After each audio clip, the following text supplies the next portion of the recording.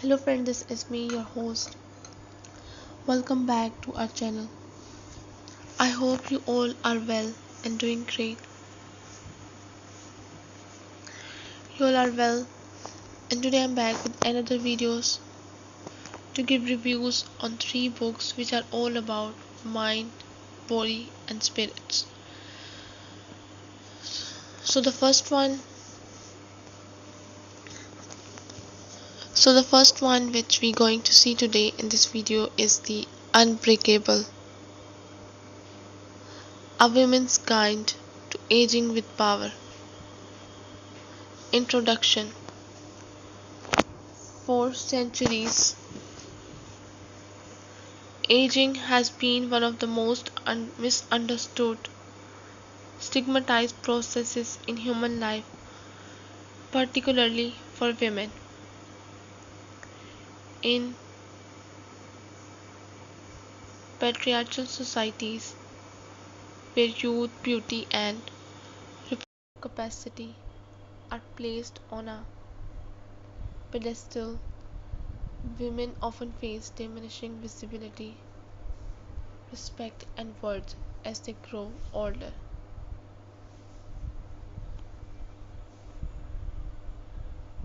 The media reinforces youthful ideals. The beauty industry profits from insecurities.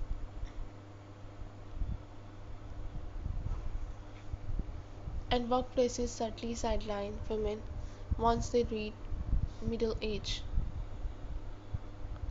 In such a cultural climate, the very concept of aging with power feels revolutionary. Unbreakable, a woman's guide to aging with power emerges as a defiant response to these narratives. It is not a book about resisting age, but about embracing it.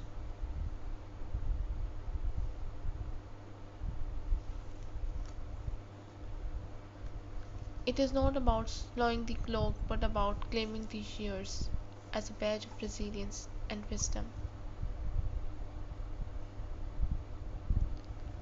Through sharp cultural critique, personal insight, and practical guidance, the book insists that aging is not a decline, but a transformation into a fuller, freer version of the self.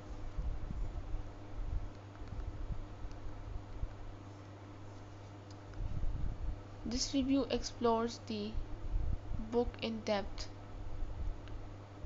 It examines its structure, themes, and argument while also considering its strengths, limitations, and broader cultural significance. Ultimately, it reveals how Unbreakable functions as both a guidebook for individuals and a manifesto for collective change.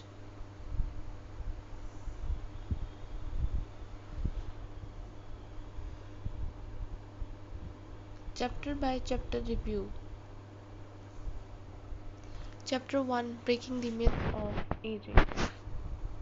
The book begins by confronting the myths that surround aging women.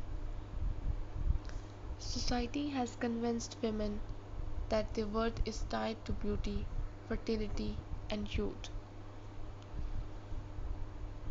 Wrinkles, menopause, and gray hair are often treated as sign of loss. The chapter dismantles these myths, arguing that they are not truths but cultural constructs.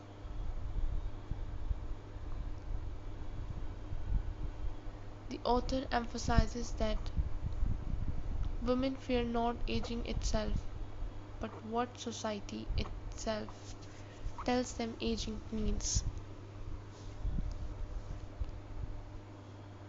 By rejecting these myths, women can begin to reclaim control over their own narratives. This chapter sets the foundation. Aging is not a problem to be solved, but a reality to be embraced with strength. Chapter 2: The Body as a Source of Strength.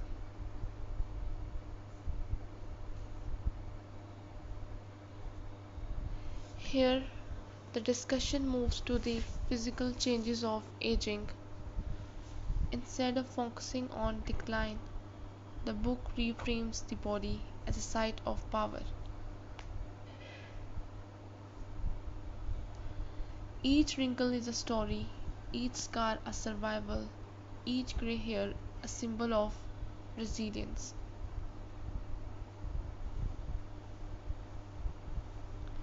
The chapter urges women to focus on health and strength rather than special ideals.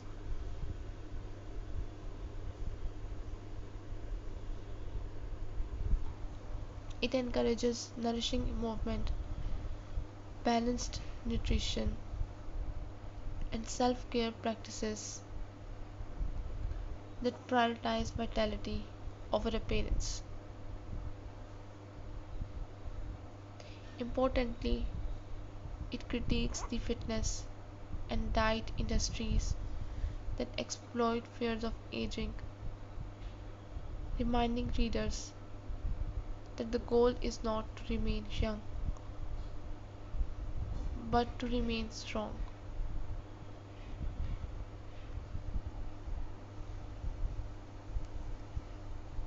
Chapter 3: Beauty Beyond the Mirror. This chapter offers a bold critique of the beauty industry. Women are constantly bombarded with anti aging products and pressured into believing their worth diminishes as their appearance changes.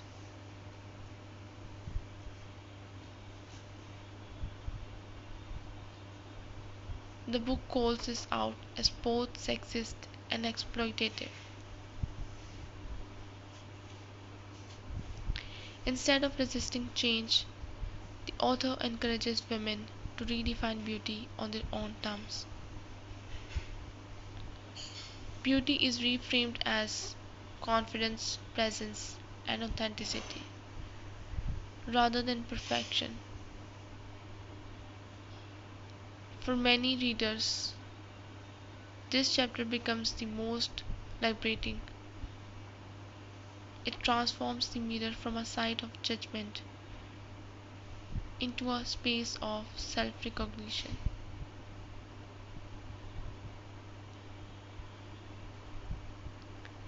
Chapter 4: Aging and Work. The workplace is another arena where ageism and sexism intersect. Many women experience professional invisibility once they reach their 40s or 50s. They are passed over for promotions, dismissed as out of touch, or certainly pushed aside in industries that glorify youth.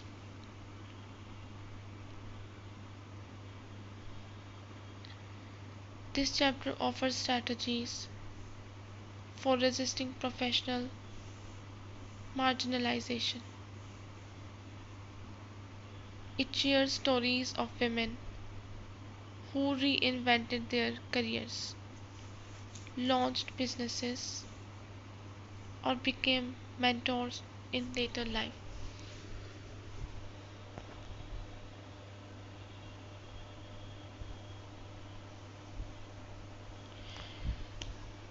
The key message is that relevance does not fade with age, it evolves. Women are urged to leverage their experience and wisdom as forms of power in the workplace. Chapter 5: relationships, boundaries, and renewal. Aging transform how women approach relationships. This chapter highlights how friendships deepen, superficial connections fall away, and new communities form.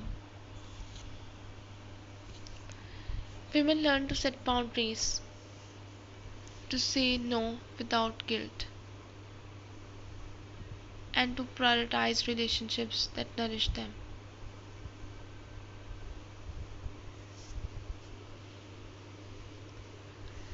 The book also addresses love and intimacy, challenging the myth that romance and passion fade with age.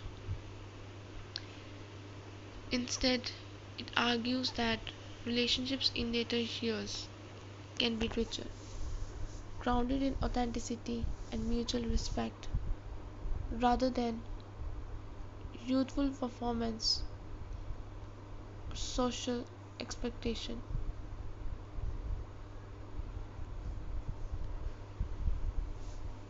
Chapter 6: Emotional Resilience and Reinvention.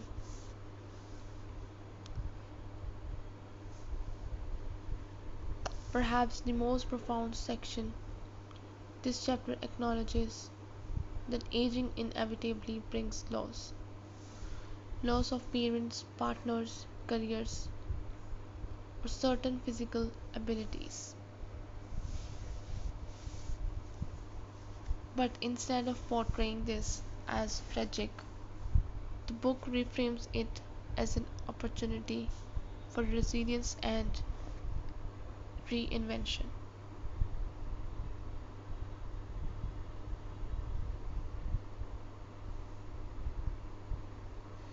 Resilience is defined not as denying pain, but as transforming it into wisdom. The author suggests practices like journaling, mindfulness, creative expression, and community support as tools for navigating grief and change. Reinvention is also celebrated, whether it is through travel, activism, new careers, or personal projects. Women are reminded that it is never too late to start again. Chapter 7: The Collective Power of Women. The final chapter expands from the personal to the collective. Aging, author argues, is not just an individual experience but a cultural battleground. If women collectively refuse to be ashamed of their age, they can rewrite societal narratives.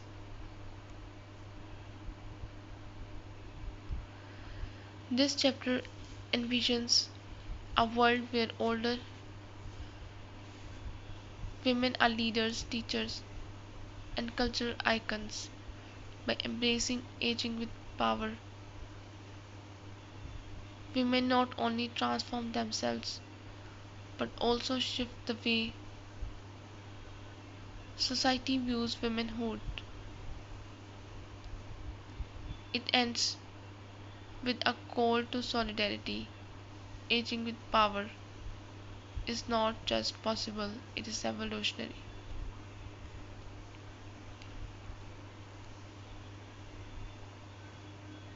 Major themes: aging as liberation. Far from being a loss, aging is portrayed as freedom from societal expectations. Older women are freer to prioritize authenticity, expression, and personal joy.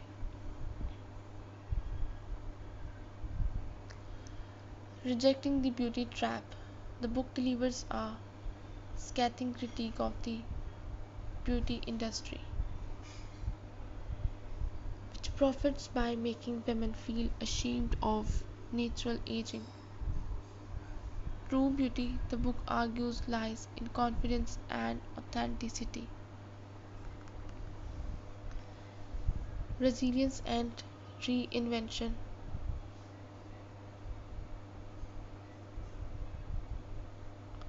Loss and change are acknowledged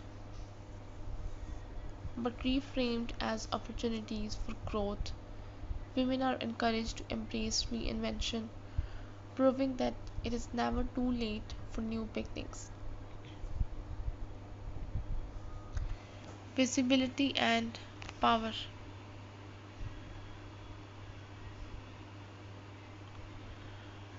While society claims fade into visibility with age, the book insists it's false. Older women possess unique forms of visibility and influence, especially when they embrace their presence with confidence.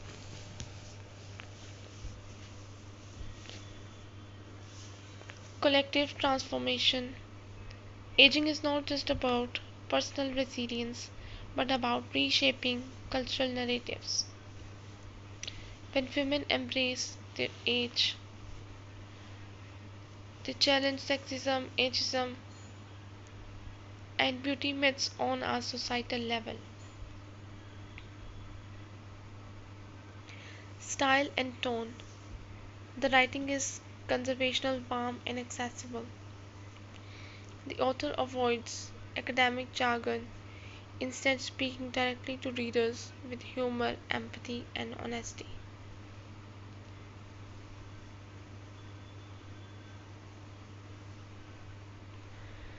The, the book blends cultural critique with personal anecdotes, practical exercises, and affirmations, making it feel both inspiring and relatable.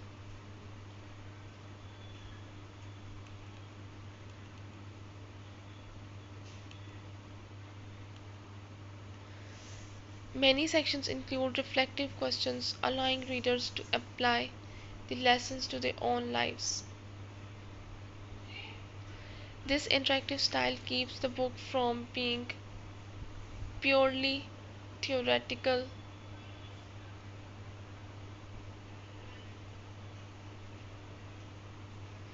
theoretical, it becomes a lived, practical guide. Strengths empowering message reframes aging as strength, not weaknesses.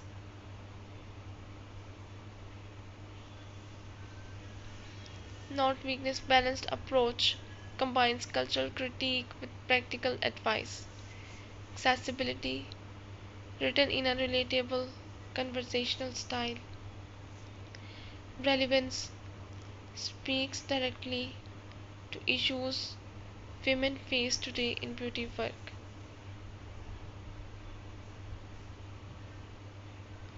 Visionary conclusion extends discussion from individual empowerment to collective cultural transformation.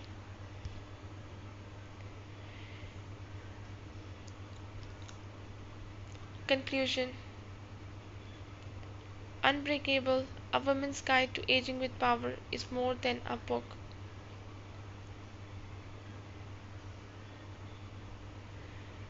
It is a cultural manifesto. It dismantles myths,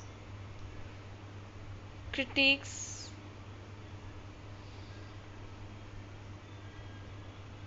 critiques exploitative industries, and reframes aging as a source of resilience, authenticity, and power.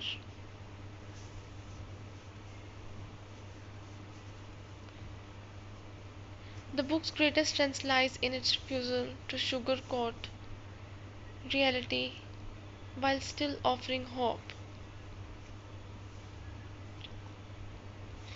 It acknowledges grief and loss, but insists that they do not define aging. Instead, women are encouraged to embrace reinvention, set boundaries, and claim their presence unapologetically.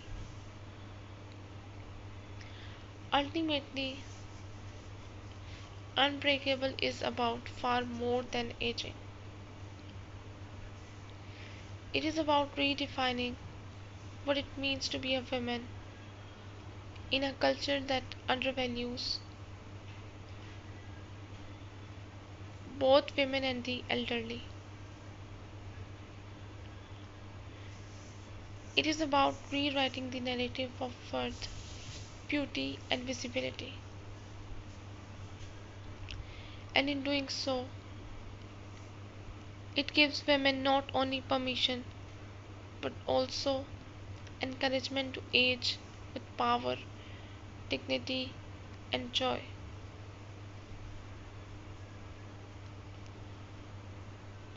The next book which we're going to see today is The Body Keeps the Score: Brain, Mind, and Body in the Healing of Trauma. Introduction. Trauma is among the most widespread yet least understood experiencing shaping human lives. It affects veterans, abuse survivors, children raised in neglect, victims of natural disasters, and countless others whose pain often goes unseen.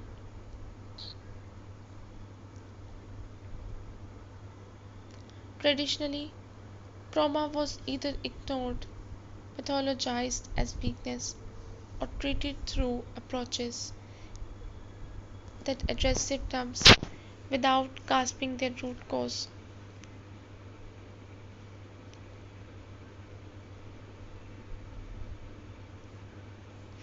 In The Body Keeps the Score, psychiatrist Bessel Kolk consolidates over 3 decades of research and clinical practice to argue for a revolutionary view. Trauma is not merely a psychological wound of memory, but a psychological condition that imprints itself on the brain, nervous system, and body. Survivors may consciously move on, but their bodies remain trapped in cycles of hyperarousal, numbness, and disconnection. Healing, therefore, cannot come through words alone. It requires an integrative approach that involves body, mind, and relationships. This review offers a comprehensive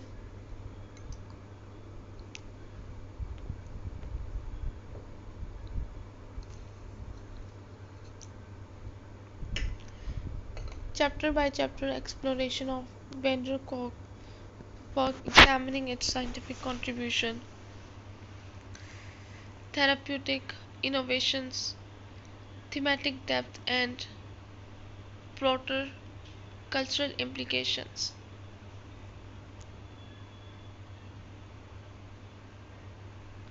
Part 1: The Rediscovery of Trauma. Chapter 1: Lessons from Vietnam Veterans. The book begins with Vietnam veterans who returned home plagued by nightmares, flashbacks, and uncontrollable ache. Standard psychiatric treatment, such as medication or conventional talk therapy, failed to alleviate their suffering. Vonda Kolk emphasizes that trauma is not about weakness or malingering. It is the body's survival system hijacked. The veteran's nervous system continued reacting as if the war never ended. Analysis. This chapter sets the stage for a central theme. Trauma is not in the past, it is relived in the present. through bodily sensations, triggers, and altered brain activity.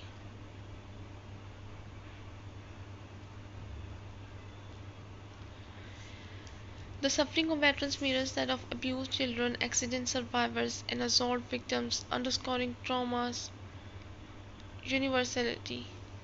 Chapter 2: Revolutions in Understanding Trauma. Here, Vonda Wright outlines the historical neglect of trauma with psychiatry from railway spine in the 19th century to shell shock in the World War I. Trauma was often dismissed as hysteria or cowardice. The recognition of PTSD in 1980 marked a turning point, legitimizing trauma as a psychiatric condition. Yet even then, treatment was limited, focusing largely on symptom suppression rather than holistic healing. Analysis. This historical perspective highlights how culture and politics shaped what medicine takes seriously.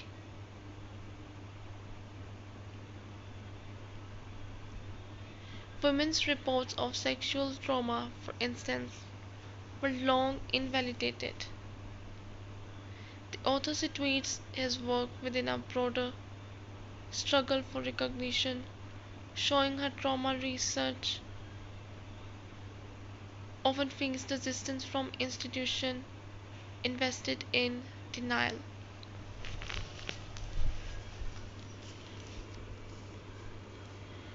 Part 2: This is your brain on trauma. Chapter 3: Looking into the brain. With the advent of neuroimaging, Kolk and colleagues discovered that trauma literally changes brain function. When survivors relive trauma, brain scans show hyperactivation of the amygdala, fear center, and shutdown of the prefrontal cortex. The Broca's area, responsible for speech, also deactivates, explaining why survivors often say they are speechless under stress. This chapter bridges science and lived experience. Survivors are not irrational, their brains are locked into survival circuitry. Understanding trauma neurologically validates what survivors feel in their bodies. Chapter 4: Running for Your Life. Trauma activates ancient survival systems: fight, flight, or freeze. These responses may save lives in danger but became maladaptive when chronically triggered. Survivors may oscillate between hypervigilance and shutdown. Analysis. This chapter links trauma to daily struggles such as irritability, poor concentration, and chronic pain. It illustrates why survivors often feel alienated. They are living in bodies primed for danger, even in safe environments.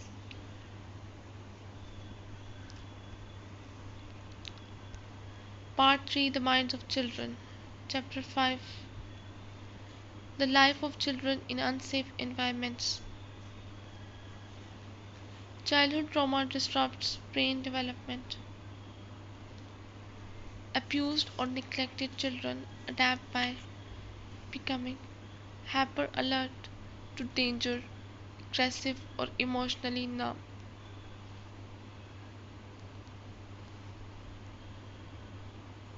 Schools often mislabel these children as disobedient rather than recognizing their survival strategies.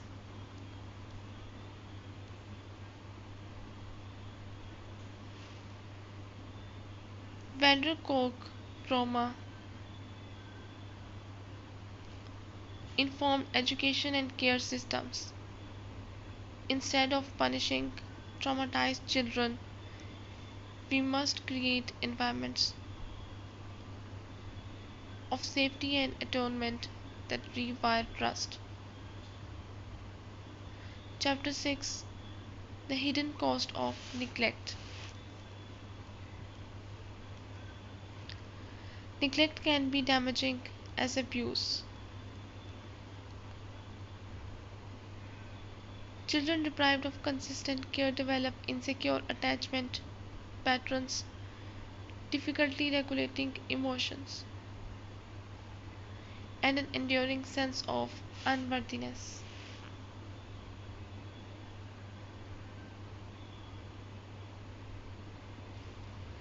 Analysis: Trauma is not only about violent events, it is equally about absence of love, atonement, and safety. This chapter broadens our definition of what it means to be wounded.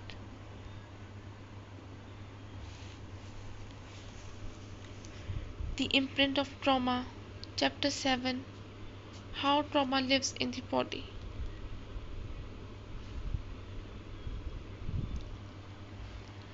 Survivors often experience chronic pain, migraines, gastrointestinal issues, or autoimmune disorders.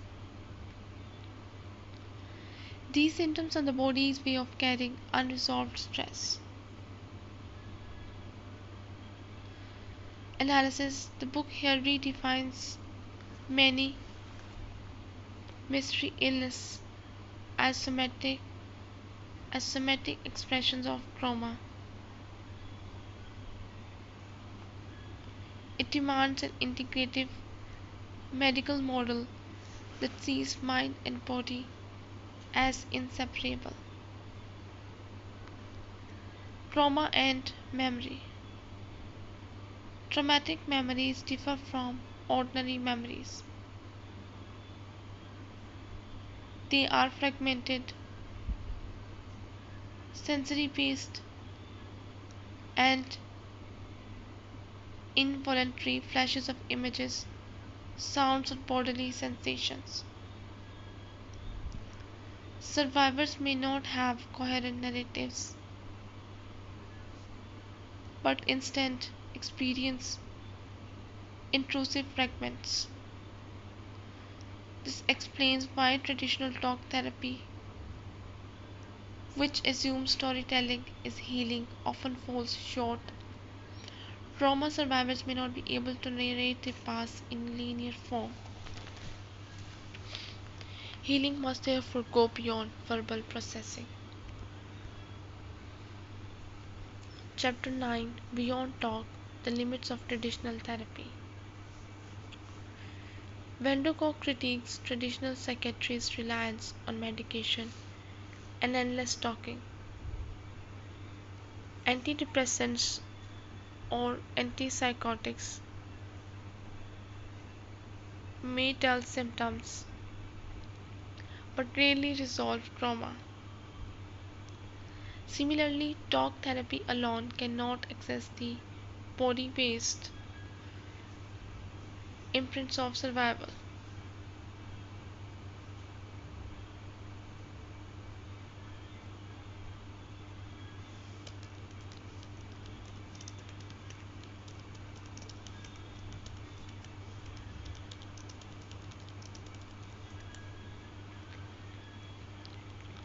This chapter challenges the mental health establishment calling for innovation and humility in therapy. Chapter 10, Healing Through the Body. Here Kolk introduces somatic therapies such as yoga, breath work,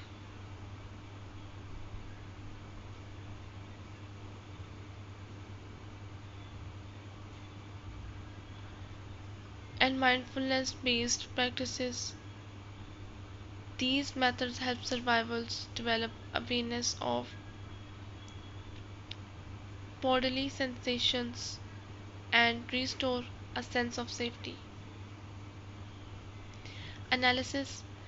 Emphasis is on creating new experiences in the body rather than reliving old ones. Survivors learn to inhabit their bodies without being hijacked by trauma.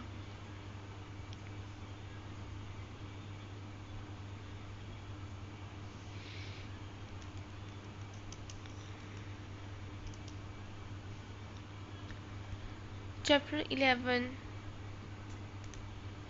Innovative Therapies.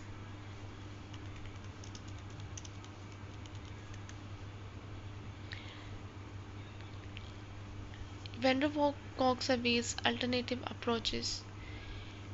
EMDR uses bilateral stimulation to help reprocess traumatic memories. Neurofeedback helps retrain brainwave patterns, giving survivors more control over arousal states.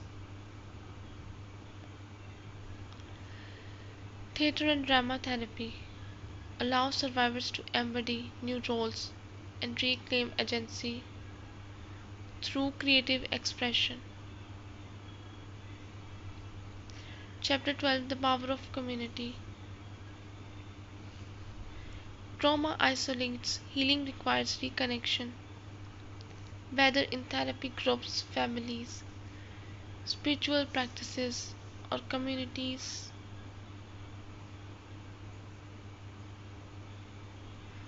Of shared experiences. The book ends by highlighting that trauma is not only a personal issue but also relational and cultural.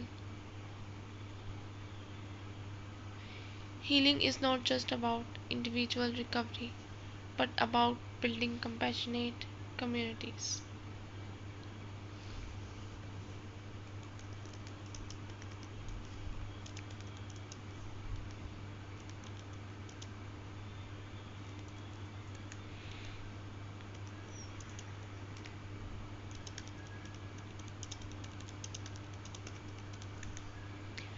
Strength. Conclusion. The Body Keeps the Score is more than a book. It is a paradigm shift. Bessel Kolk dismantles outdated notions of trauma as weakness or mere memory, instead presenting it as a profound reorganization of the brain and body. The text is both sobering and hopeful. It acknowledges trauma's pervasive scars, but also illuminates diverse innovative pathways to healing. Survivors are not doomed to relive the past forever.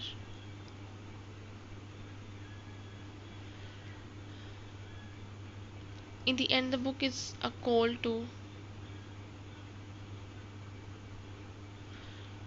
both compassion and action.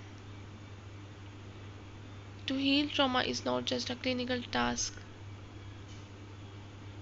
but a cultural responsibility. By listening to survivors, honoring the wisdom of the body, and fostering safe communities, we can move toward collective resilience. So the last book which we're going to see today in this video is the What's Your Dream by Simon Squibb. The urgency of dreaming.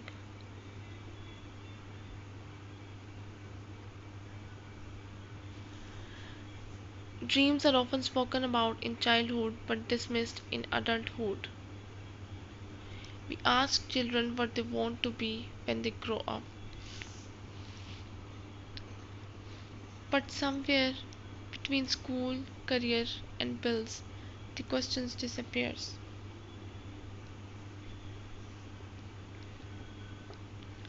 Society subtly encourages practically over passion, compliance, over creativity, and security, over self expression. In such a climate, dreaming begins to look like a luxury rather than a necessity.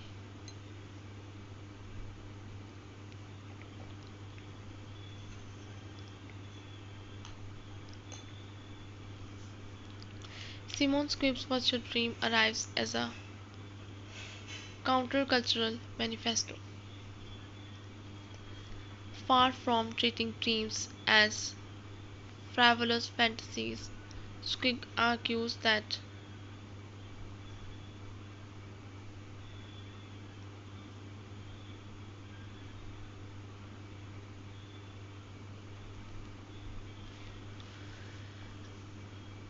his book is both a wake up call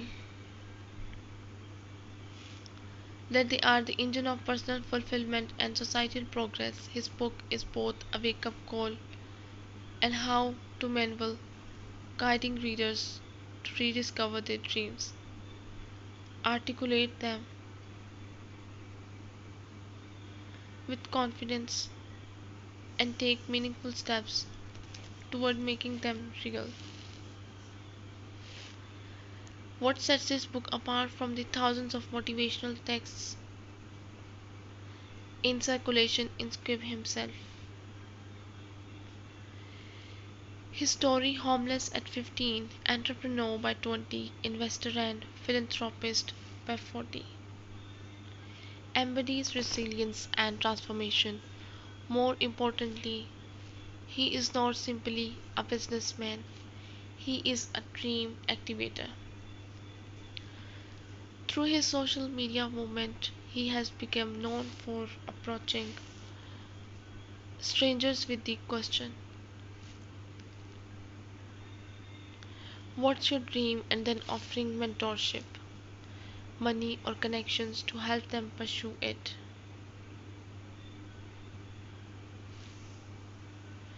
This grassroots approach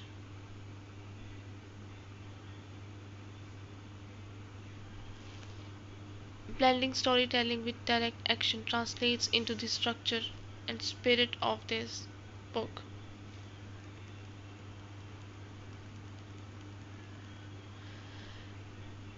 At its core, What's Your Dream is both a personal philosophy and practical toolkit. It dismantles the myths that hold people back, encourages bold self reflection, and empowers readers to act, even in small steps toward what matters most.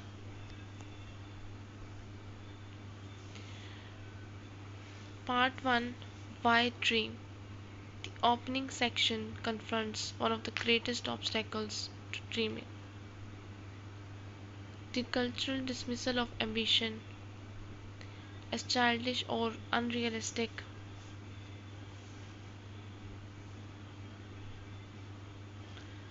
Squibb insists that the opposite is true. Dreams are the most adult responsibility we have because without them,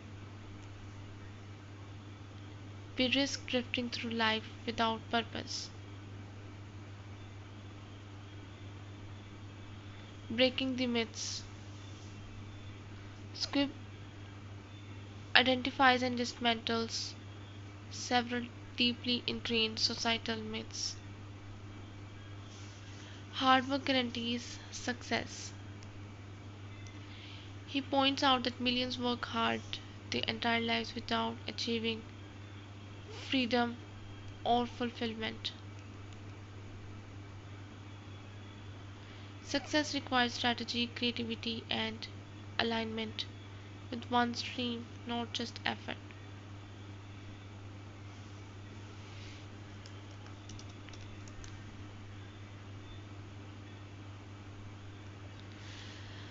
Failure is final.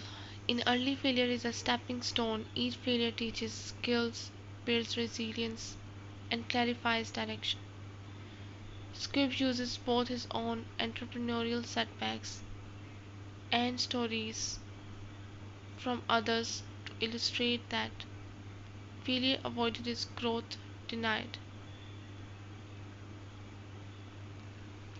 Security must come from passion. This myth convinces people to settle into careers they dislike, postponing dreams until retirement. Squibb reframes security as an illusion. Jobs can vanish, markets can shift, and health is never guaranteed. The only true security comes from pursuing meaningful goals.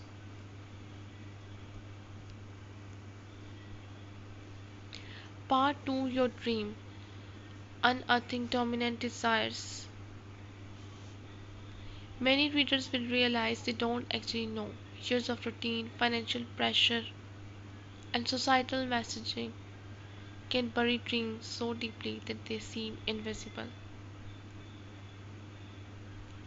To help readers uncover them, Squibb offers questions and exercises. Barriers to dreaming. Squibb highlights the most common obstacles. Fear of failure, the inner critic that whispers, "What if I try and fail?" Lack of resources, believing that without money, skills, or contacts, dreams are impossible. Fear of judgment, worrying more about how others perceive us than what we truly want. Time scarcity, the feeling that life's responsibilities leave no room for personal pursuits. Analysis. This section blends psychology with coaching. Squibb's message echoes cognitive behavioral insights. Our belief shapes our reality. By reframing barriers as illusions, he empowers readers to move from paralysis to experimentation.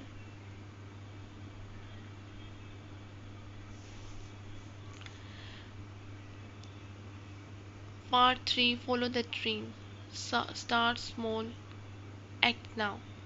Waiting for the perfect time is the enemy of progress. Squibb insists on immediate action, no matter how small. Want to write a book? Write one page today. Dream of launching a business? Test your idea with a single customer. The power of sharing. Perhaps Squibb's most radical advice is tell people your dream.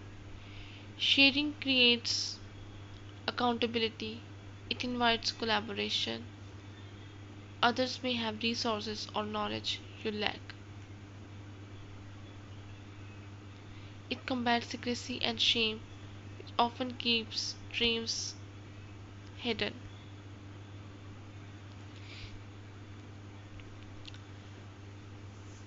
Themes across the book. Dreams as purpose. Dreams provide the why that sustains effort through hardship.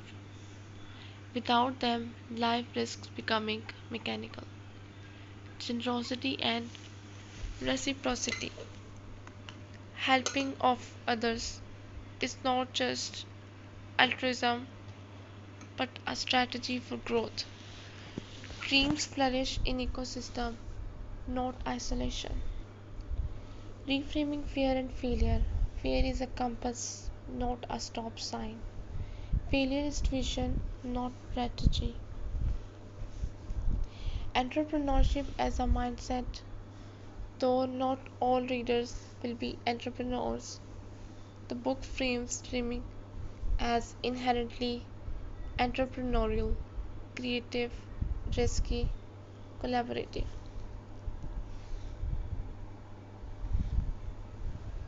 Conclusion: a manifesto for courageous living. What's Your Dream is more than a self help book.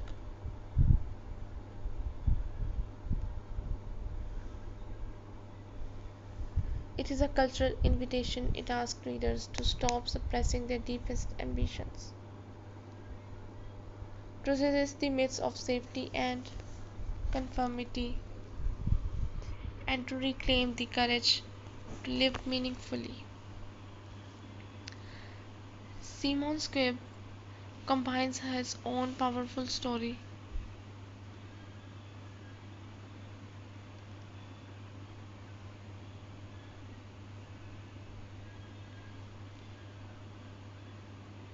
that are simple yet transformative. Start small, share openly, help others, and never fear failure. While not a detailed manual for execution,